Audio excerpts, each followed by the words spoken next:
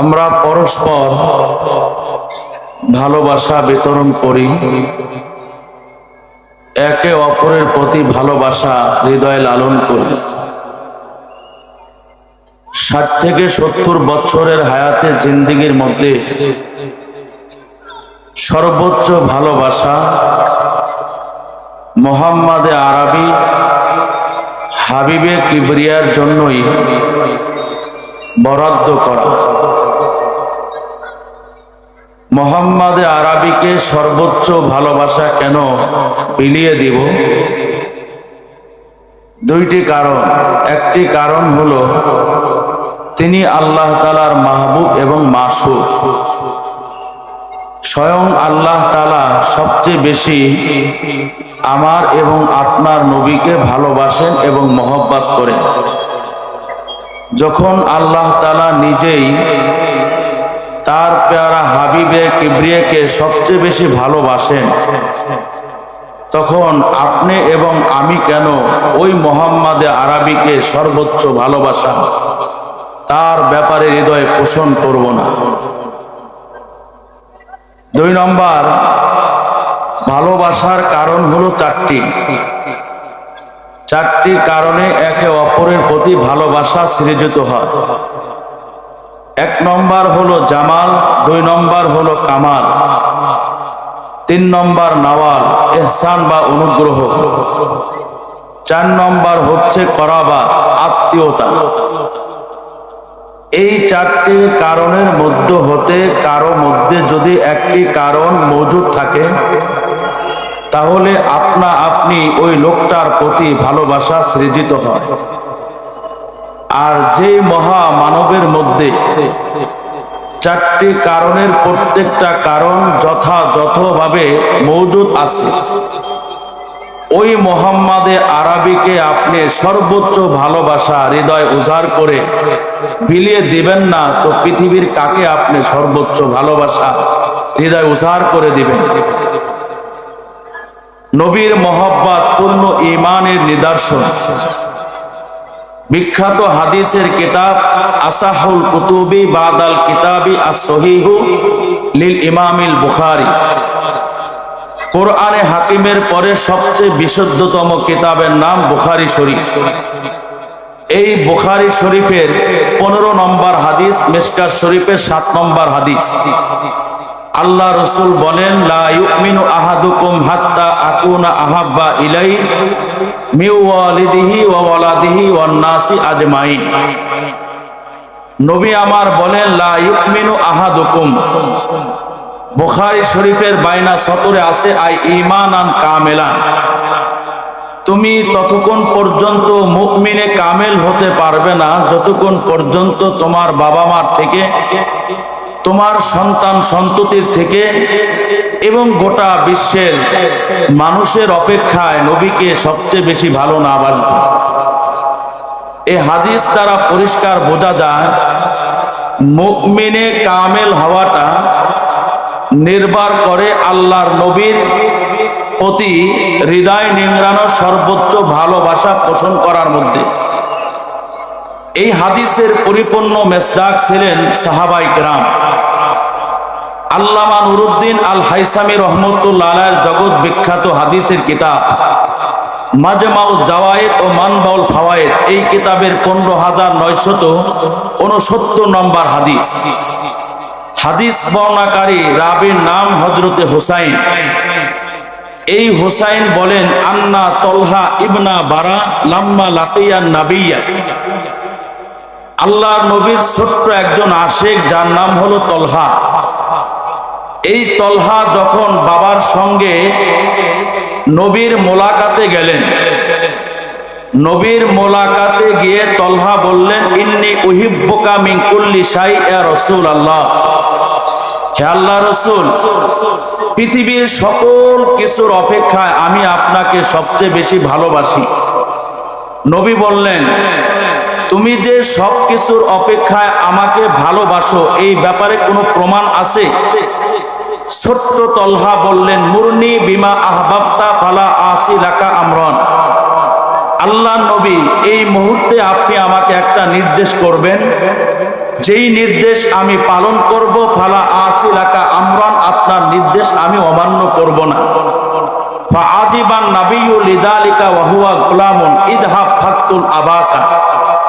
আল্লাহর নবী ছোট্ট বালক তলহার জবান থেকে বিস্ময়কর কথা শুনে তাআজ্জব হয়ে তলহাকে বললেন, তলহা, ওই যে তোমার বাবা যান, ইযহাব ফাকতুল আবাকা, যাও তোমার বাবার কল্লাটা তার গর্দান থেকে এক কোপ দিয়ে আলাদা করে আমার খেদমতে পেশ করো।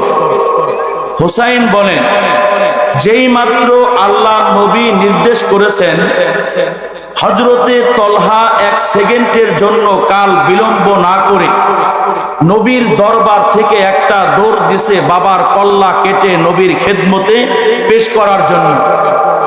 পিছন থেকে নবী আমার ডেকে বললেন, ইন্নী লাম উবআস বিকতিয়াতি রহিমি, তলহা থেমে যাও, বাবা এবং সন্তানের মধ্যকার সম্পর্ককে গভীর থেকে গভীরতর করার জন্য পৃথিবীতে আমি এসেছি।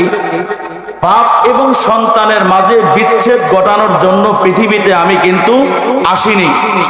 প্রমাণ হয়ে গেছে তুমি আমার সত্যিকারের ছোট্ট আশিক, তুমি আমাকে ভালোবাসো। যেহেতু তুমি আমাকে ভালোবাসো, তাই আমি পয়গম্বরও তোমাকে ভালোবাসি। নবী এই ছোট্ট তলহাকে কতটা ভালোবাসতেন, হাদিস বর্ণনাকারী রাবী বলেন, ফা মারিদা বাদা যালিকা তলহা, এই ঘটনার পরে ছোট্ট তলহা মারাত্মকভাবে তিনি অসুস্থ হয়ে গেলেন, যার কারণে নবীজির খেদমতে এই তলহার আশা আর কখনো সম্ভবপর হয় নাই। এটাই ছিল ছোট্ট আশিক তলহার নবীর খেদমতে প্রথম আশা এবং শেষ আশা। ফাআতাহু হাত্তা ইয়াউদা তলহা ফি শিতাই ওয়া ফি গায়মিন ওয়া ফি বারাদিন। আল্লাহর নবী প্রচন্ড কুয়াশা, প্রচন্ড শীত এবং ঠান্ডাকে অপেক্ষা করে ইয়াদাতুল মারিজ, তলহার ইয়াদাতের জন্য তলহার বাড়িতে আসলেন। হালাম্মাং সরাফা, যখন আল্লাহর নবীর এই ছোট্ট আশিকের বাড়ি থেকে ছোট্ট আশিককে দেখে যখন নবী চলে যাবেন, তখন আল্লাহর নবী তার পরিবারস্থ ঘনিষ্ঠ জনদেরকে ডেকে বললেন, লা আরা তলহা ইল্লা কদ হাদাতা বিহিল মাউতা, হে তলহার বাবা এবং মা, খেয়াল করে শোনেন, আমার এই ছোট্ট আশিক তলহাকে দেখার পরে যেটা আমি বুঝলাম, এই তলহা আর বেশি দিন বাঁচবে না। আমার এই আশিক যদি ইন্তেকাল করে, ফাআদিমুনি হাত্তা আশহাদাহু ওয়া উসাল্লি আলাইহি, সঙ্গে সঙ্গে আমাকে তোমরা খবর দিবা, যাতে করে আমি আমার ছোট্ট আশিক তলহার দাফনে কাফনে অংশগ্রহণ করতে পারি, ও উসাল্লি আলাইহি, এবং তার নামাজে জানাজার ইমামতি করতে পারি। এই বলে আল্লাহর নবী আশিকের বাড়ি থেকে চলে গেলেন। ছোট্ট আশিক তলহা তার বাবা মাকে ডেকে বললেন, আমার বাবা মা, আমার জানের থেকেও প্রিয়, আমার প্রাণের থেকেও প্রিয় মুহাম্মাদে আরবি জনাবে মুহাম্মাদুর রাসূলুল্লাহ আমার সম্পর্কে কি বলে গেলেন। এবার তার বাবা মা বললেন, আমার সন্তান, তুমি অনেক বড় খুশ নসিব ওয়ালা। নবী আমার বলে গেল, তুমি যদি মারা যাও তাহলে আমরা যেন সঙ্গে সঙ্গে নবীকে তোমার মরণের সংবাদটা আমরা প্রদান করি। নবী তোমার নামাজে জানাজার ইমামতি করবেন, নবীজি তোমার দাফনে কাফনে অংশগ্রহণ করবেন। সুবহানাল্লাহ বলবেন না? এই যে আপনারা সুবহানাল্লাহ বললেন, আমিও সুবহানাল্লাহ বললাম, কিন্তু এই ছোট্ট আশিক এত বড় সুসংবাদ শোনার পরও ছোট্ট আশিক তলহা সুবহানাল্লাহ বলে নাই। কি বললেন তলহা? ইদু ফিরুনি ওয়া আলহিকুনি বিরব্বি ওয়ালা তাদউ রাসূলুল্লাহ ফাইন্নী আখাফু আলাইহিল ইয়াহুদা ওয়ালা ইসাবু ফি সাবাবি। ছোট্ট তলহা তার বাবা মাকে ডেকে ডেকে বললেন, আমার বাবা মা, আমি যদি দিনের বেলায় ইন্তেকাল করি, তাহলে তোমরা নবীকে আমার মরণের খবর দিবা, আর যদি আমি রাতের বেলায় ইন্তেকাল করি, সঙ্গে সঙ্গে আমার দাফন কার্য কমপ্লিট করে ফেলবা। ওয়ালহিকুনি বিরব্বি, আর আমার রবের সঙ্গে আমাকে মিলিয়ে দিবা। ওয়ালা তাদউ রাসূলাল্লাহ, আল্লাহর নবীকে আমার মরণের খবরটা দিবা না। কারণ হলো ফাইন্নি আখাফু আলাইহিল ইয়াহুদ, আমার বাড়িতে আসতে কয়েকটি ইহুদি গোত্র পেরিয়ে নবী আমার বাড়িতে আসবেন। ইহুদিদের গোত্র পেরিয়ে নবী আমার জানাজায় অ্যাটেন্ড করতে গিয়ে আল্লাহর নবী যদি মুনাফিকদের আক্রমণের শিকার হয়, তাহলে এই চেহারা আমি আমার রবকে দেখাইতে পারবো না। কবরে যাওয়ার পরও আমার কাছে ভালো লাগবে না। আর আমি না হয় নবীজির জানাজা ছেড়ে দিলাম, তাতে যদি আল্লাহর নবী নিরাপদ থাকে, ভালো থাকে, তাহলে এটাই আমার জন্য শান্তি। ওয়ালা ইসাবু ফি সবাবি, আমার কারণে নবী যেন মুনাফিকদের আক্রমণের শিকার না হয়।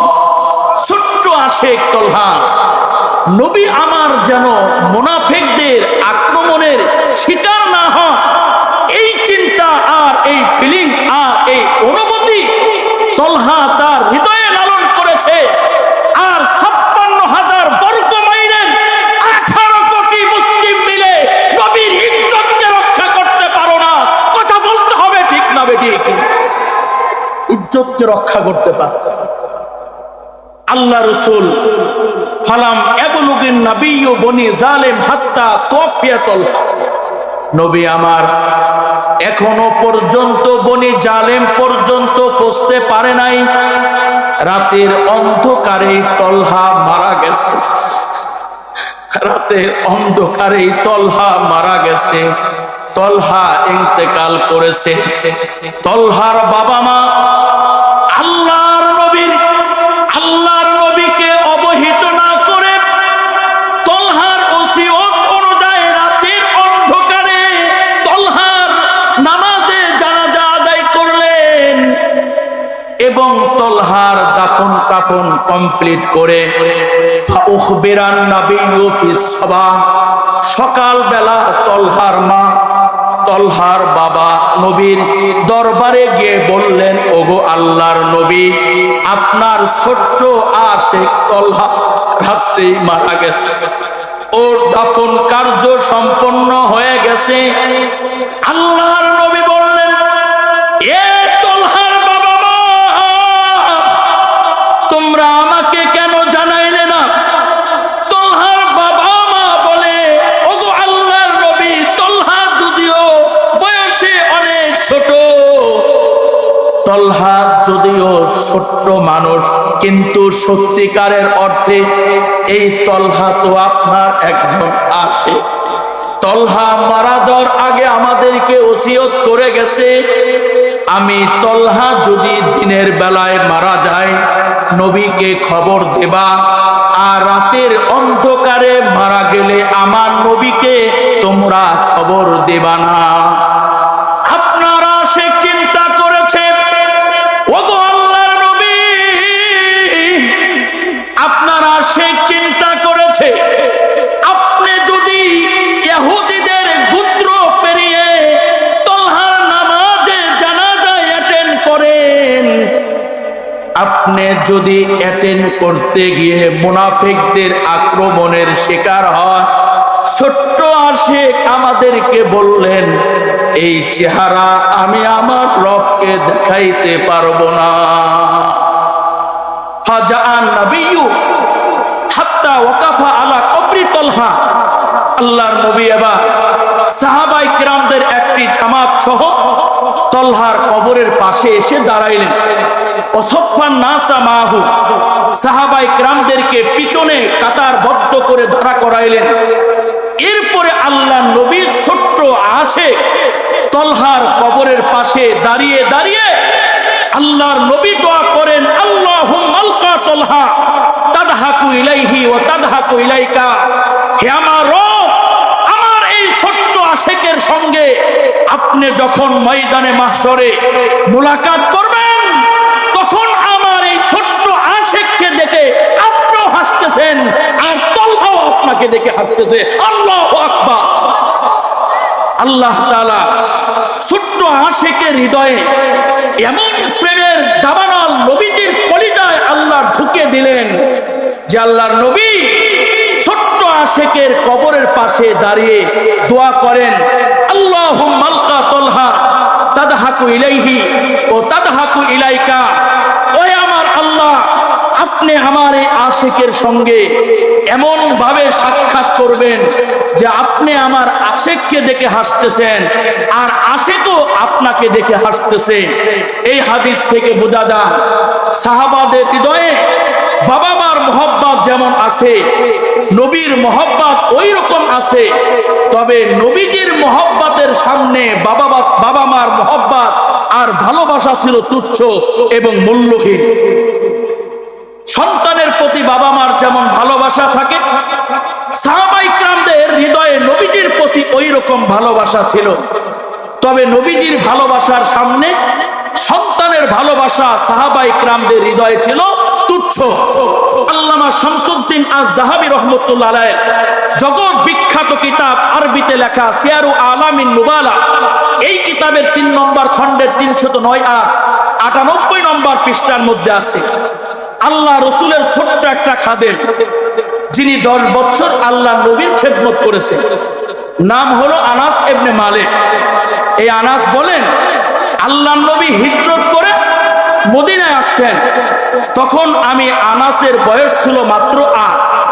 ফাজাআত উম্মি ইনদি ফাআখাযাত বিয়াদি ফানতালাকাত বি ইলা রাসূলিল্লাহি সাল্লাল্লাহু আলাইহি ওয়াসাল্লাম। হযরতে তলহা বললেন, নবী মক্কা থেকে হিজরত করে মদিনায় আগমন করেছে, হঠাৎ করে আমার মা আমার সামনে হাজির হয়ে গেলেন। ফাআখাযাত বিয়াদি, আমার হাত ধরে ফেললেন। ফানতালাকাত বিয়াদি ইলা রাসূলিল্লাহ, আর আমাকে টেনে টেনে আল্লাহর নবীর খেদমতে আমাকে দাঁড়া করাইলেন। বর্তমান সময়ে মুসলিম উম্মার বেহাল কন্ডিশন হলো, তোমারও তো তলহার মতো আর তোমারও তো আনাসের মতো ছোট্ট ছোট্ট সন্তান আছে, কিন্তু তুমি তোমার সন্তানকে মসজিদের খতিব সাহেবের কাছে নিয়ে যাও না, তুমি তোমার সন্তানকে আপনার জামানার আল্লাহওয়ালা হক্কানি রব্বানি বুজুর্গ উলামায়ে কিরামের সান্নিধ্যে তুমি তোমার সন্তানকে নিয়ে যাও না।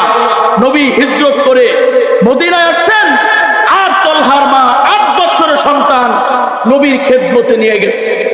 নবীর খেদমতে যাওয়ার পরে তলহার মা আল্লাহ নবীকে বলতেছে, ইন্নাহু লাম ইয়াবকা রাজুলুন ওয়ালা ইমরাআতুন মিনাল আনসার। ওগো আল্লাহর নবী, এমন কোন আনসারী পুরুষ এই জমিনে নাই, এমন কোন আনসারী নারীও নাই যারা কিছু না কিছু আপনাকে হাদিয়াত পানা দিছে। ওয়াইন্নী লাম আকদিরু আলা মা উতিউকা ইল্লা বিন হাদা। তবে আল্লাহর নবী, আমি এমন একজন হতদরিদ্র মহিলা, আমি এমন একজন অসহায় মহিলা, যে মহিলার কাছে এমন কোনো কিছু নাই যেটা আপনাকে আমি হাদিয়া প্রদান করব, ইল্লা বিন হাদা, আমার এই কলিজার টুকরা আনাস ইবনে মালিক সারা। ফাকুযুহু, অতএব আল্লাহর নবী হাদিয়া দেওয়ার মতো আমার কাছে আছে আমার কলিজার টুকরা 8 বছরের সন্তান, এই আনাস ছাড়া আমার কাছে আর কিছু নাই। ফাকুযুহু ফালিয়াকুতুম কামা বাদালা। ওগো আল্লাহর নবী, আমার এই কলিজার টুকরা সন্তানকে আপনার খেদমতের জন্য অর্থ করে দিয়ে গেলাম। আপনি যতদিন চাবেন আমার সন্তান আপনার সেবা করবে, আমার খেদমত করবে। হযরতে আনাস বলেন, খতামতু রাসূলুল্লাহি সাল্লাল্লাহু আলাইহি ওয়াসাল্লাম 10 সিনিন মা আমারানি শাইআন ওয়ালা জরবানি জরবাতান ওয়ালা সাববানি সাববাতান। আনাস আনাস বলেন 8 বছর বয়সে আমার মা নবীর খেদমতে রেখে আসলেন। 8 থেকে নিয়ে 18 পর্যন্ত 10 বছর নবীর সেবা করলাম, নবীর খেদমত করলাম কিয়ামত পর্যন্ত। আনেওয়ালা উম্মতদেরকে ডেকে ডেকে আনাস বলে, হে কিয়ামত পর্যন্ত আনেওয়ালা উম্মতেরা শোনো, এই 10 বছরের মধ্যে নবী আমাকে কখনো কোনো কাজ করার আদেশ করে নাই। ওয়ালা জরবানি জরবাতান, আমাকে কখনো প্রহার করে নাই। ওয়ালা সাববানি সাববাতান, আমাকে কখনো ধমক দিয়ে আল্লাহর নবী একটা কথা পর্যন্ত বলে নাই। সুবহানাল্লাহ বলবেন না? এই হাদিস থেকে বোঝা যায় যে সাহাবায়ে কিরামদের হৃদয়ে সন্তানের প্রতি ভালোবাসা ছিল, তবে নবীর ভালোবাসার সামনে সন্তানের ভালোবাসা ছিল তুচ্ছ এবং মূল্যহীন। 10 বছর আনাস খেদমত করলেন। 10 বছর খেদমত করার পরে এবার আল্লাহর নবী আনাসের জন্য দোয়া করলেন, আল্লাহুম্মা আকসির মালাহু ওয়া ওয়ালাদাহু ওয়া বারিক লাহু ফীমা আতাইতাহু। হে আমার রব, আপনি আনাসের ধন সম্পদ বাড়ায় দেন, তার সন্তান সন্ততি বাড়ায় দেন। ও বারিক লাহু ফীমা আতাইতাহু, এবং আপনি যা কিছু আনাসকে দান করেছেন তার মধ্যে আপনি বরকত দান করেন। আর আল্লামা আইনির বর্ণনায় আছে আনাসের মা নবীর খেদমতে গেছেন, যাওয়ার পরে বলতেছে, হাদা ফাইদুকা আনাস ফাদুল্লাহ ইয়া রাসূলুল্লাহ। আনাসের মা বলতেছে, ওগো আল্লাহর নবী, এই তো আপনার ছোট্ট খাদেম আনাস, ওর জন্য আপনি দোয়া করেন। ফাকালান নবিয়্যু বারিক ফি মালিহি, আল্লাহুম্মা বারিক ফি মালিহি ওয়া ওয়ালাদিহি ওয়া আতিল উমরাহু ওয়া আগফির জানবাহু। নবী আমার আনাসের জন্য দোয়া করলেন, হে আল্লাহ, আপনি আনাসের ধন সম্পদের মধ্যে বরকত দান করেন, সন্তান সন্ততির মধ্যে বরকত দান করেন, তার হায়াত আপনি বাড়ায় দেন, ওয়াগফির জানবাহু, আর ওর জিন্দেগীর গুনাহগুলো মাফ করে দেন। নবীজির এই দোয়ার বরকতে আল্লাহ তাআলা আনাসের খানদান থেকে 120টি সন্তান দান করেছে। আল্লাহু আকবার। কতজন? 120। কোন মুহাদ্দিস বলেছেন 80, কোন মুহাদ্দিস বলেছেন 100। আর এই 120টি সন্তানের মধ্য থেকে 2 জন ছিল কন্যা সন্তান। এজন্য আনাস ইবনে মালিকের কাছে সন্তানরা যখন দেখা করার জন্য আসতো, বলতো, বাবা আমি আপনার 99 নম্বর সন্তান, বাবা আমি আপনার 121 নম্বর সন্তান, বাবা আমি আপনার 88 নম্বর সন্তান। মোহতারাম হাজিরিন, আল্লাহ রাসূল সাল্লাল্লাহু আলাইহি ওয়াসাল্লামের সামান্য কষ্ট সাহাবায়ে কেরাম বরদাশত করতে পারেন নাই, সহ্য করতে পারেন নাই। বিখ্যাত হাদিসের কিতাব মিশকাত শরীফের 6022 নম্বর হাদিস, সুকিরা ইনদাহু আবু বকরিন ফাবাকা وقال أوددت أن عملي كله مثل عمله يوما واحدا من أيامي وليلة واحدة من ليالي। একদিনের ঘটনা হলো, ওমরের সামনে আবু বকরের আলোচনা উঠে আসছে। কার সামনে?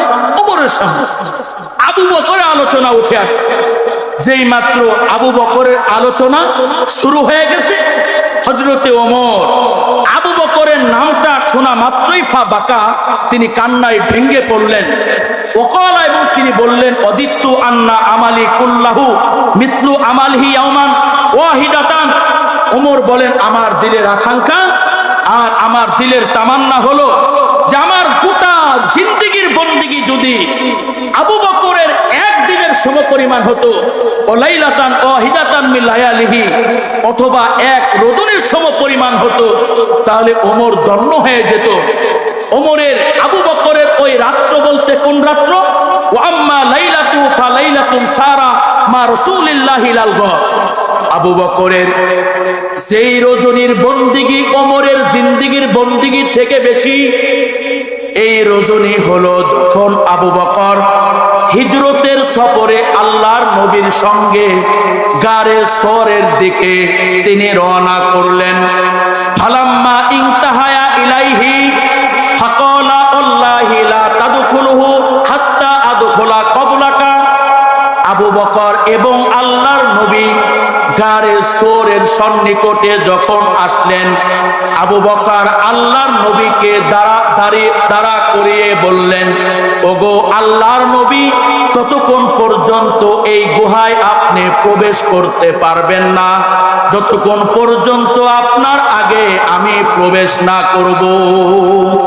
এই গুহার অভ্যন্তরে নবী আমার ততক্ষণ পর্যন্ত আপনি দাখিল হতে পারবেন না, যতক্ষণ পর্যন্ত আপনার আগে আমি প্রবেশ না করব।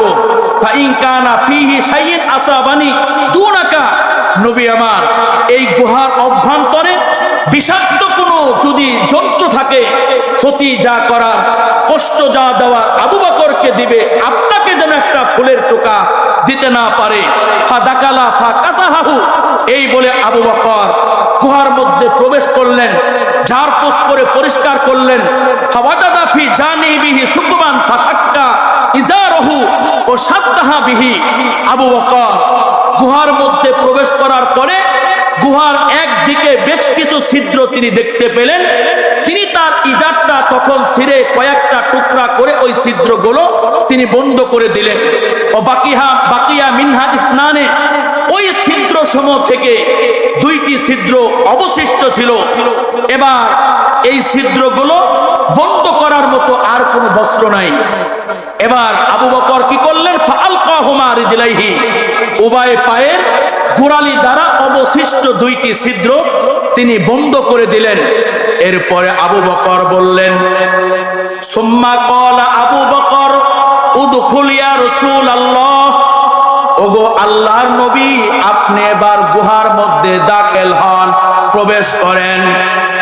হযরতে আবু বকর বলতেছে, ওগো আল্লাহর নবী এখন আপনি গুহার অভ্যন্তরে প্রবেশ করেন। ফা দাখালা ও ওয়াদাদা ফি রাসিহি ওয়া ওয়াদাদা রাসাহু ফি হুজুরিহি ও নামা। এবার আল্লাহর নবী গুহার মধ্যে ঢুকে আবু বকরের কোলে মাথা রেখে নবী ঘুমাইতে লাগলেন। ফালুদিগা আবু বকরিন ফি রিজলিহি মিনাল জুহুরি, বিষাক্ত সাপ কর্তৃক আবু বকর দংশিত হয়ে গেল।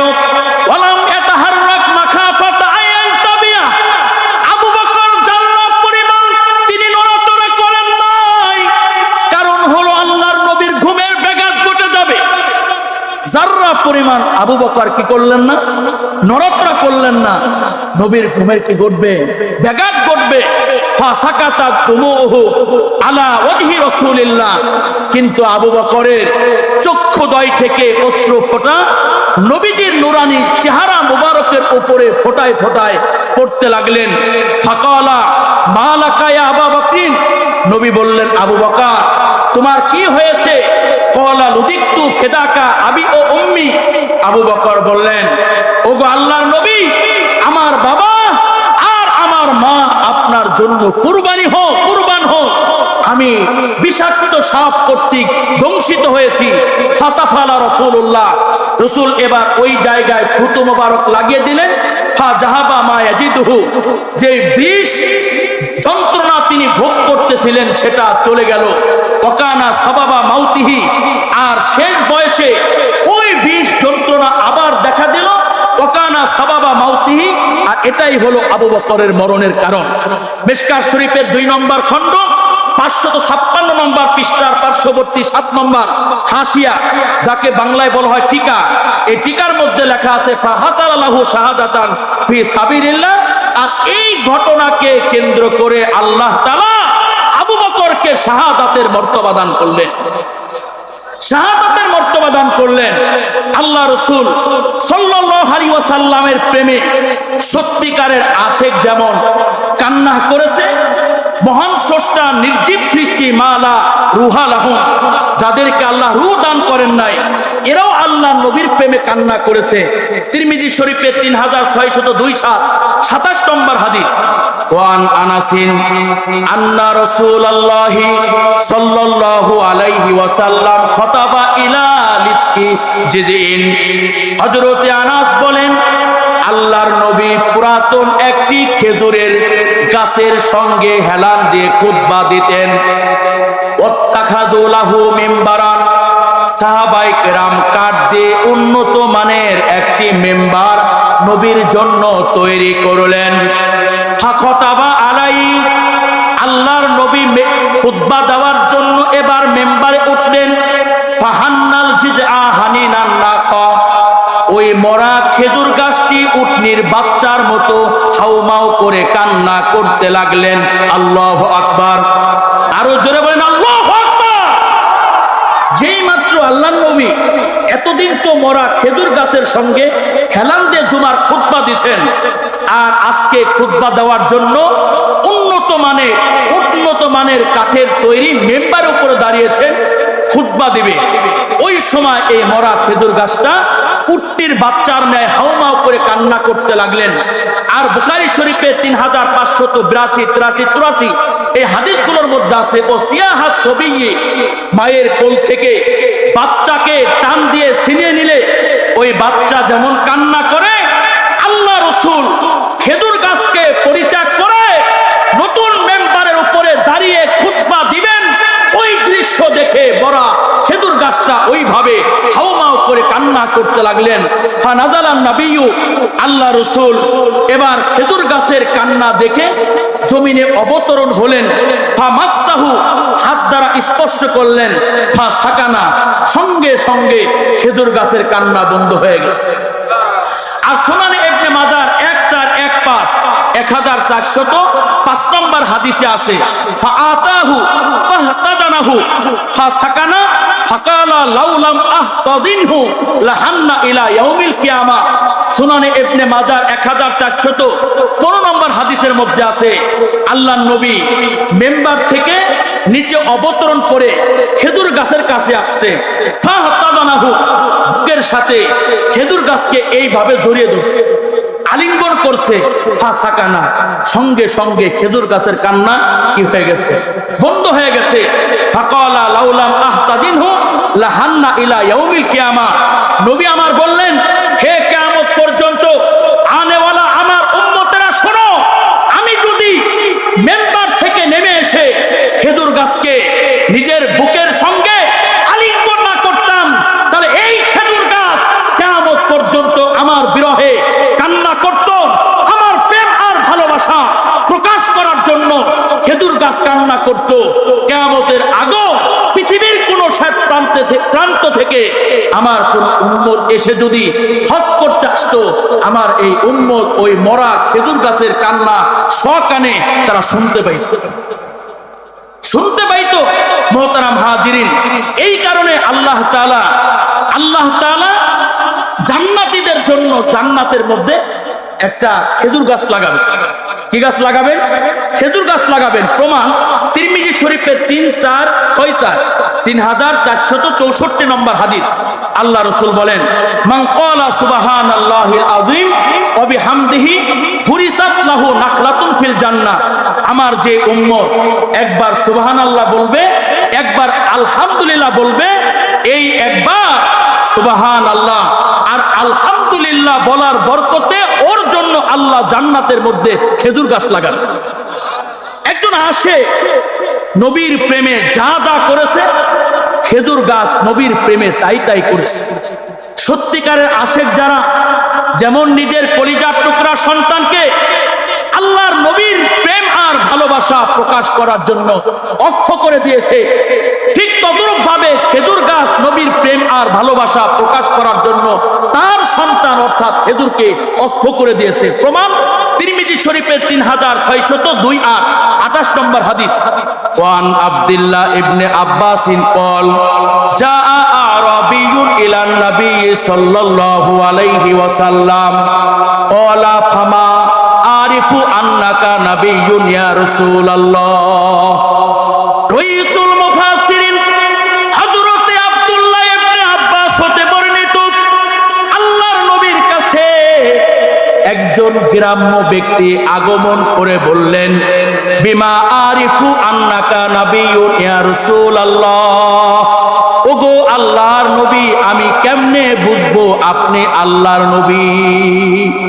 ওগো আল্লাহর নবী, আমি কেমনে চিনবো, কেমনে বুঝবো যে আপনি আল্লাহর নবী?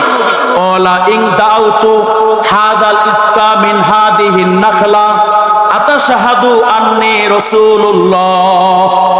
আল্লাহর নবী ওই গ্রাম্য লোকটাকে বললেন, এ গ্রাম্য উম্মত আমার, ওই যে একটা খেজুর গাছ দেখা যায়, ওই খেজুর গাছের যে কাঁদি আছে যদি ডাক দিয়ে আমার কাছে নিয়ে আসি, আর কাদিটা আমি ডাক দেওয়া মাত্রই যদি আমার খেদমতে আপনা আপনি চলে আসে, আতাশহাদু আন্নী রাসূলুল্লাহ, তাহলে তুমি কি সাক্ষী দিবে আমি আল্লাহর রাসূল?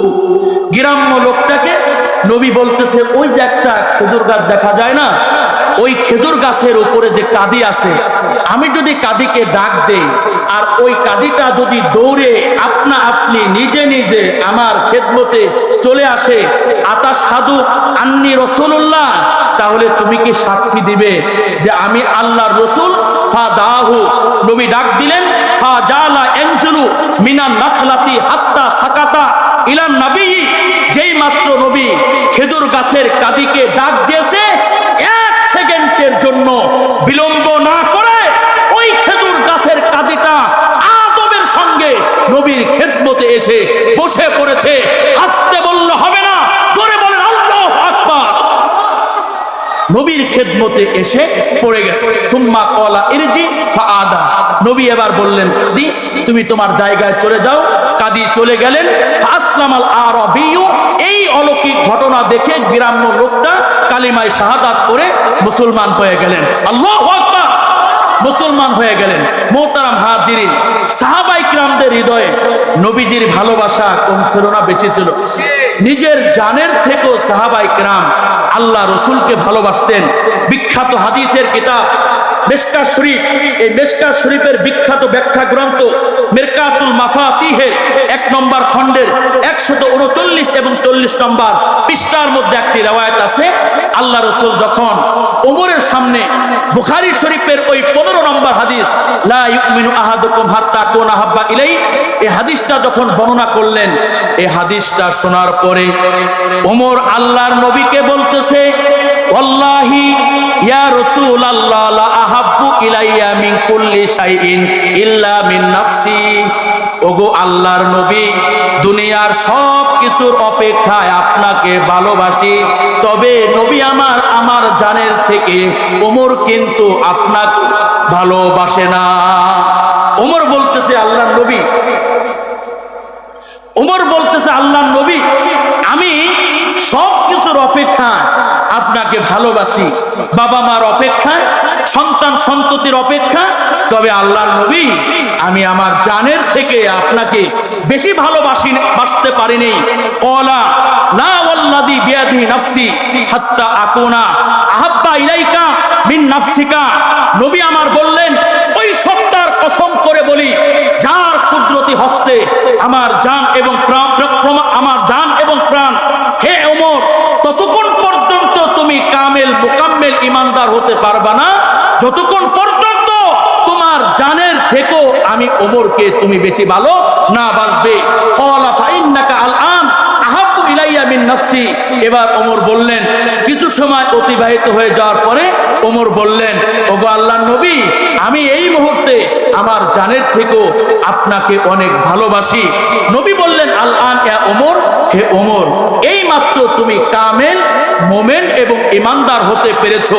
আমার এখান থেকে যে সবকটা দিতে চাই সেটা হলো, ওমর নিজের জানের থেকেও আল্লাহর নবীকে বেশি ভালোবাসার ওয়াদা করেছে আর প্রতিশ্রুতি দিয়েছে।